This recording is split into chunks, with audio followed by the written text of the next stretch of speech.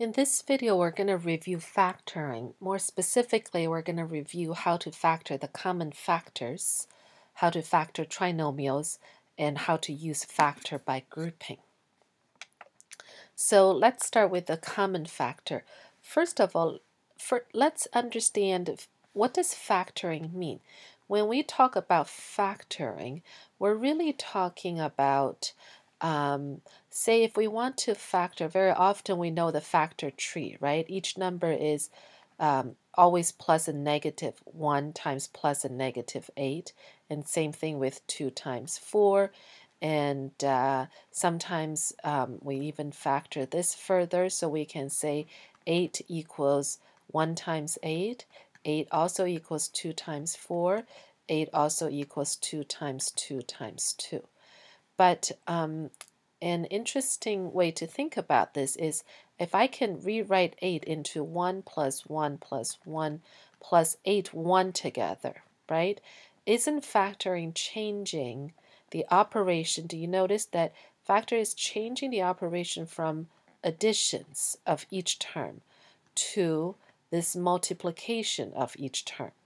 So again, it's changing the addition into multiplications. So a lot of people miss that. So you learn the techniques and then you don't know why you're doing that. You're doing that because you're changing an addition operation into the operation of multiplication, so that hopefully this will help you in solving equations. So another example is if I have a squared, if I have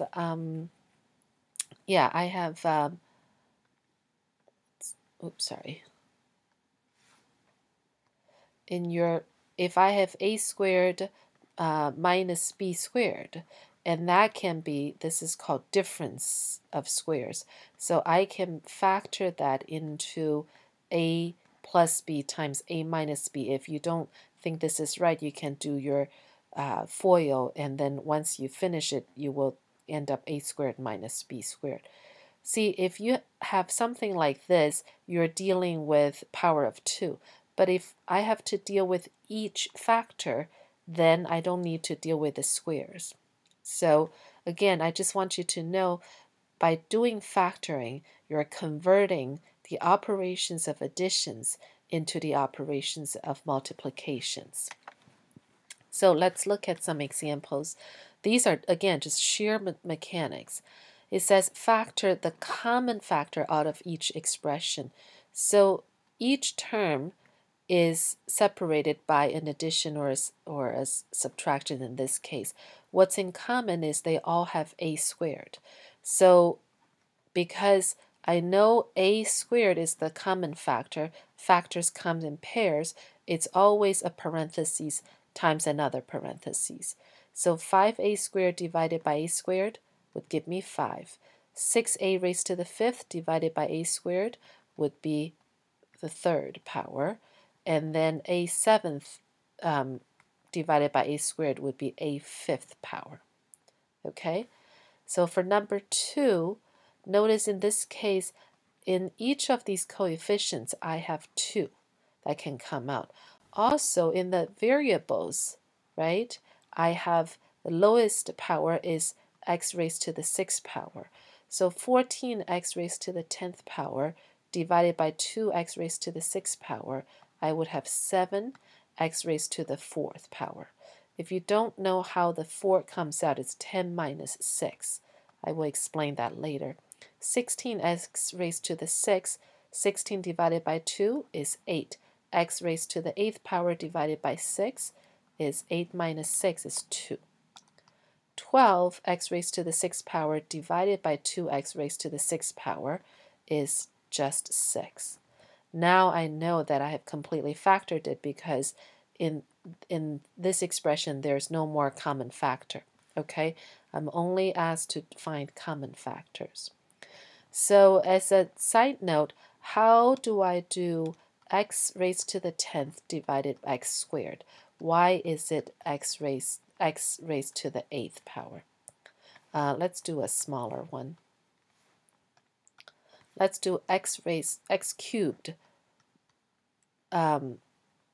divided by x squared. So I said it's x3 minus 2, which is x, right? X raised to the power of 1.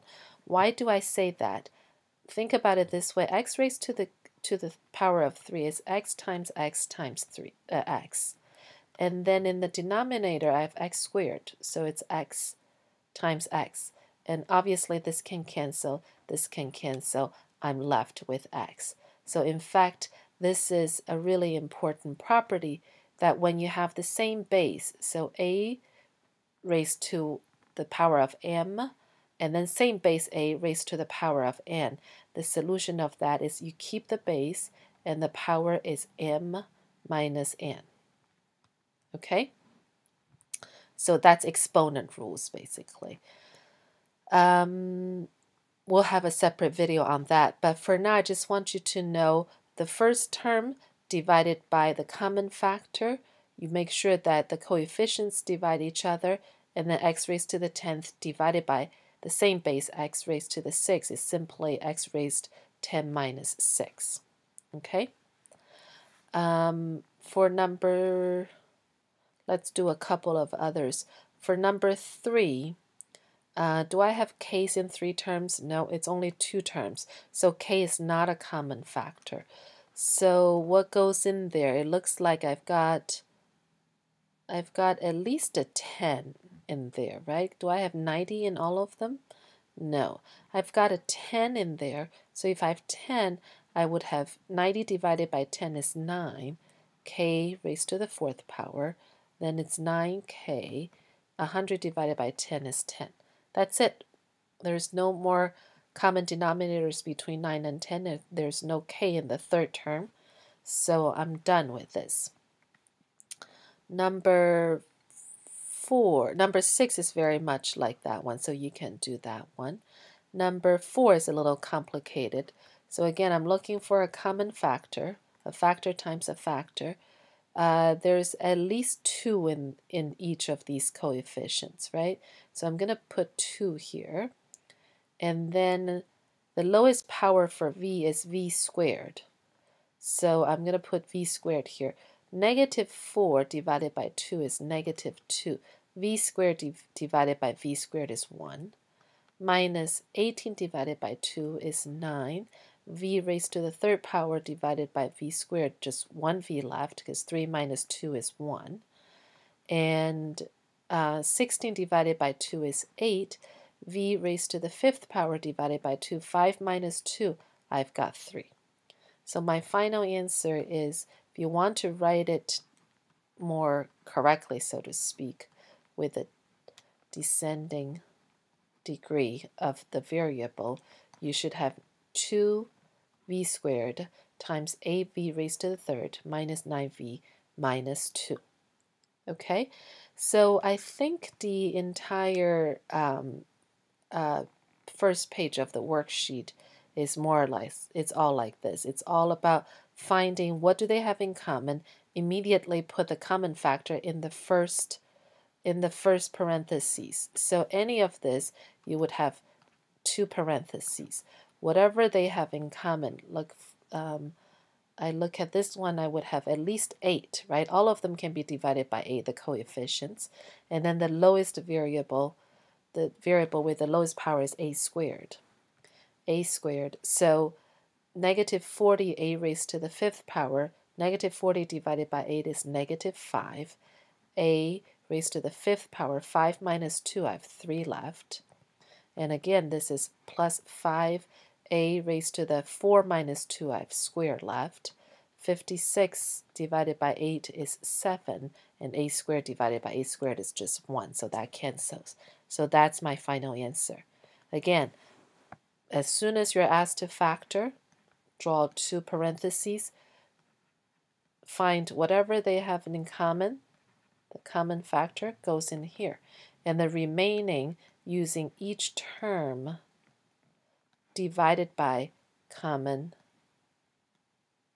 factor. That's the thought process there. Okay? Let's look at the second subject I want to review is factor by grouping. Notice that now we have 4 terms, And this term doesn't have m, so there's no common factor. Okay? However, if you do this, if you group them together, see if you can group them together, and then what happens? I've got a 7 in the coefficients, so 7 has to come out. That's the first thing. Also, m squared can come out. That's my common factor. Then in the first two terms, 7m cubed divided by 7m squared, I have m. In the second one, 35 divided by 7 is 5. M squared divided by m squared is 1. So I want to write this better so that we can see it better. So that's how you do it. You group it. We finished the first part, right? We found the common factor, and then we use each term divided by the common factor. Don't forget that there is a plus sign here. So then we move on to the second part. See, we have something in common in the second part as well. The common factor in this case is 6. 6m divided by 6 is m. 30 divided by 6, 30 divided by 6 is 5. So after you manipulate that algebraic expression like that, do you notice that you've got an addition here? Something times something is one huge term, and then something times something is another huge term. Then you've got an addition. And not only that, in this addition, you actually have a common term. They both have m plus 5. So that's your first factor. So this is factoring 1. This is the factoring step 2. You're doing factoring again. You take out the common factor in your first term divided by this. This cancels. You're left with 7m squared. Plus sign comes down. The second term divided by m plus 5, 6 is left. So that's your final answer. And if you don't think this is correct, you should feel free to FOIL. Take m times each term, then takes 5 times each term. And then you will end up having these 4 terms on top. So again, there are 1, 2, 3 additions of 4 terms. You group them and turn them into 2 multiplications, the additions of 2 multiplications. Then with this, the addition of 2 multiplications. Then with this round of the addition, you found a common factor and you completed the factoring process, and now there's no more addition left. Okay, let's try this. Group them first. That's why it's called factor by grouping, and it works primarily with more than 3 terms. So now we've got 4 terms. In the first one, I've got 3x squared can be the common factor. Therefore, what goes in here? 9x cubed divided by that should be 3x minus 1. Over here, I have 4 comes out. I have 3x plus 1. Notice there's a plus sign in between. What I have in common, the common factor in the second step is 3x plus 1. The first term divided by 3x plus 1, only 3x squared is left. Plus sign comes down. The second term divided by the common factor, then only 4 left. So that's how you deal with factor by grouping. So the rest of it is for you to practice. They're all fairly similar. Here we go. Here is something. I'm going to do number 31 for you. Again, now it's 2 variables. It looks really intimidating. See if the trick works. What works between 120 and 200? At least a 0 comes out. At least there's a 40 in there, right? There's also an x. So that's what do they have in common. So 120 divided by 40 is 3. X cancels, only y is left. 200 divided by 40 is 5. X divided by x, so no more x left. Plus, the second parentheses, I've got a 5. 3y minus 5. Voila. Now what I have in common is the second factoring process is 3x minus 5. And then what's left behind is 40x plus 5. Okay, so number 32 obviously is exactly the same as 31. Let's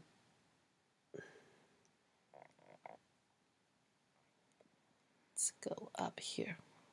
Yeah, so you can finish the rest of it factor by grouping. Now, these ones, these are factoring trinomials. Trinomials are just 3 terms, right? 3 terms. So there are different ways of doing this, and frankly, as a high school math teacher, sometimes it's a little frustrating because it's been taught so many different ways, and all of you have your own preferences. And I will show you my preferred approach, because this approach, in my opinion, is the easiest, because you only need to know one approach and it applies to all of them. Whether the leading coefficient is 1 or not is irrelevant. So let's look at this. The way I do it is that I focus on the highest term, x squared, and I factor that, I write them out vertically. Then I focus on the last term with a negative sign included, negative 12. If I have to factor negative 12, I would have 1 and 12, 2 and 6, 3 and 4. Different combinations of plus and minuses. Remember, these are all plus minuses. Which pair do you think most likely would yield the coefficient for the middle term?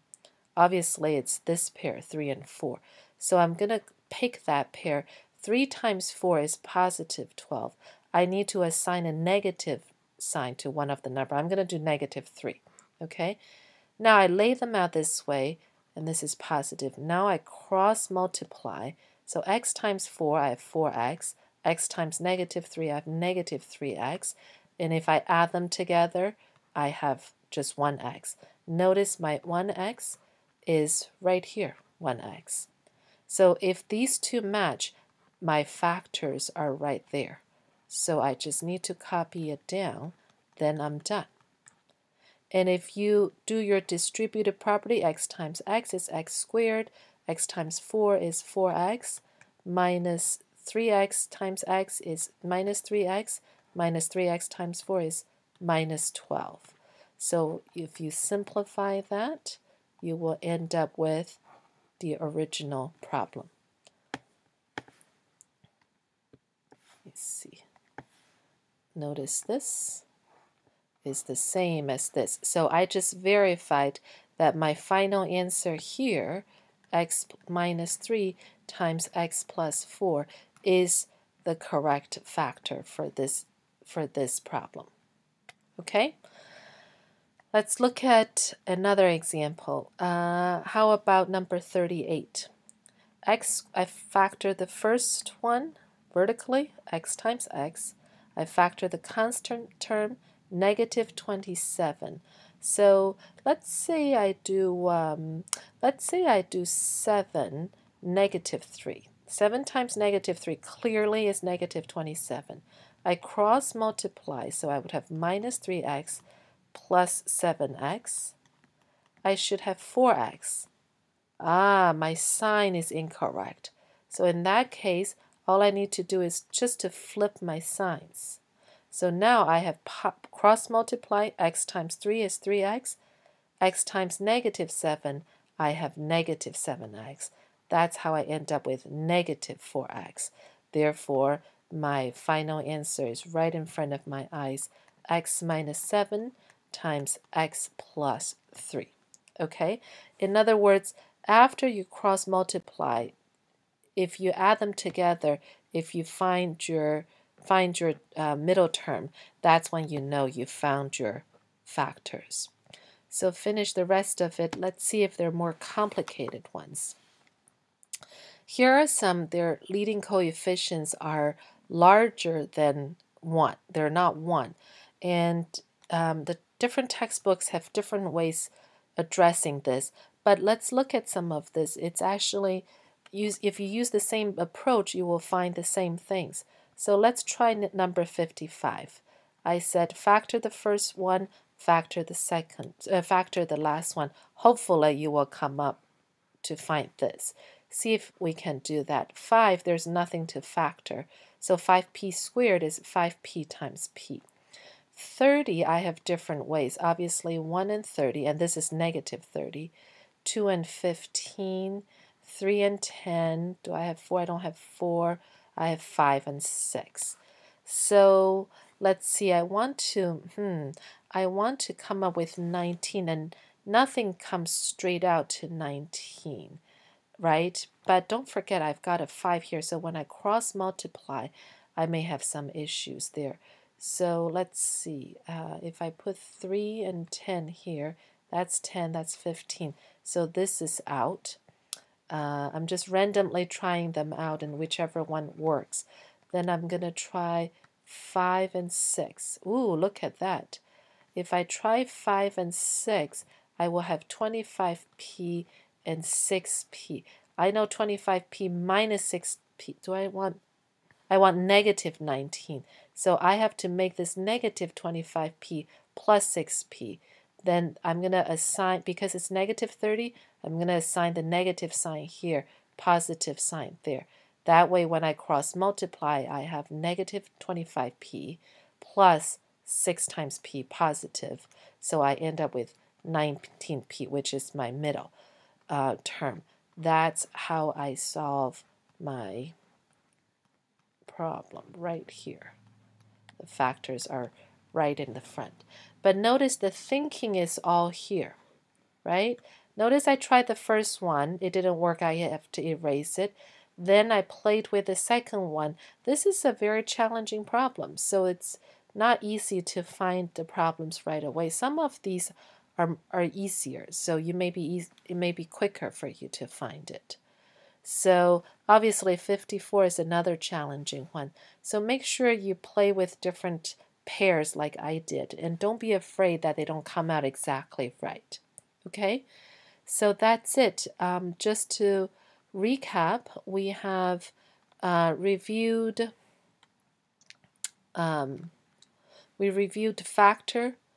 the common factors, find the common factors. We reviewed how to factor trinomials. That's when we said you factor the x squared term, then you factor the constant term, then you cross multiply, and hopefully the solution is equal. After you cross multiply, you add them together, it equals the middle term or the x term. The middle or the x term, right? And factor by grouping is we group the first two together, and then we group the second two together. So first two terms, and then last two terms. And then whatever they have in common, you have common factor again, and then whatever is remaining, you just find that. Okay? Also remember, the process of factoring is to take the operation of addition and convert it into operation of multiplication. That's what we're doing. All right, thank you guys.